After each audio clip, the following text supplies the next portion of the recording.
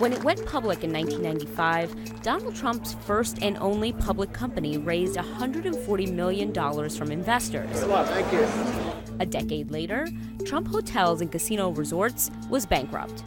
A record not lost on this famous stock picker and Hillary Clinton supporter.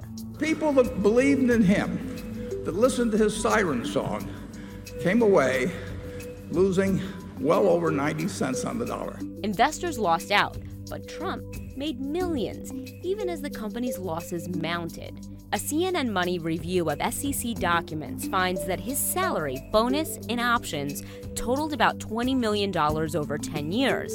Another $18.5 million came from a web of deals. There were complex contracts that paid Trump for consulting with his own company, licensing deals in which the company paid Trump to use the Trump name, and reimbursement for the use of Trump's personal jet or his golf courses for VIPs. This may be a head-scratcher, but these kinds of third-party transactions happen all the time, and they're totally legit. Lots of companies have these. Some of them are very small, and some of them are quite more complex. So this is quite usual to have these, but you have to be very careful in reporting them to make sure that you're letting the public and your shareholders know exactly what's going on. The company did have a special committee to approve these kinds of deals, but its members had other ties to Trump.